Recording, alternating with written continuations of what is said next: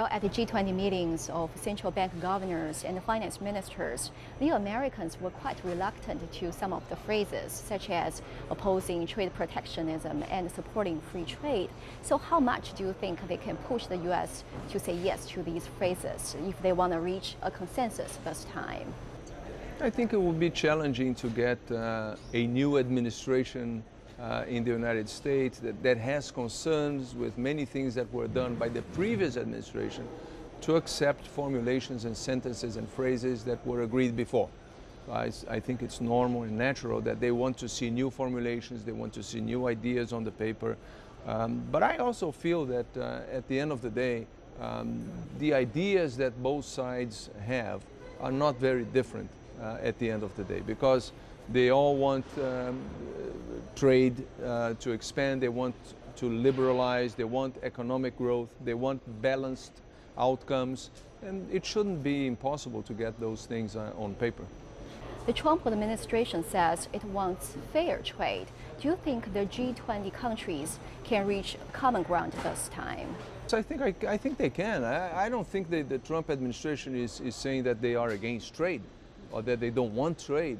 They are saying that they have concerns on the terms that trade has been conducted recently and that they want to have a renegotiation of some of those terms. But those things involve consensus, they involve agreement on the two sides. So I think it's all about political will, understanding each other and listening to each other. Well, China supports free trade, but some countries accuse China of not being open enough.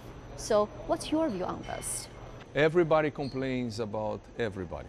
There is no country that is fully open everywhere in every sector.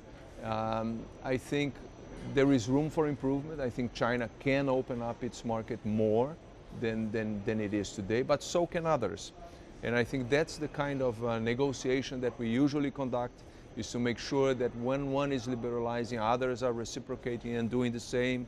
So this is what we do on a day-to-day basis. Well, as we know, during Trump's election, he said he would impose high tariffs on Chinese goods and he would name China as currency manipulator. But the two leaders from the two countries met in Florida in April, and it seems a lot of things were changed during that meeting. So at this moment, how would you evaluate the bilateral trade relations between China and the U.S. so far? I think there are two very, very large economies. They need to talk, they need to understand each other, and the only way out of this is through a real, thorough conversation sitting around the table. Is to listen to each other. What are your problems? Here are my problems, here are my desires, here are my concerns, and try to find solutions to all that. I think the most constructive way, not only for those two economies, but for all the other economies as well, and the global economic scenario, is that you have an understanding between those two countries. It's going to be difficult. It's never easy, but that's the only way forward, I think. German Chancellor Angela Merkel said the EU should fulfill its obligations under Article 15 of the Protocol on China's accession to the WTO. So what's your comments on her support? I think paragraph 15 is there. Nobody's going to change it. It's not subject to renegotiation. What is on paragraph 15 was agreed in 2001. It remains valid today. What you see is a difference of interpretation of some members about what it says exactly and what are the consequences of the removal of parts of paragraph 15 after the 15 years are over. Now, having said that, that's not the first time that members disagree on something that they all agreed before and wrote down on an agreement.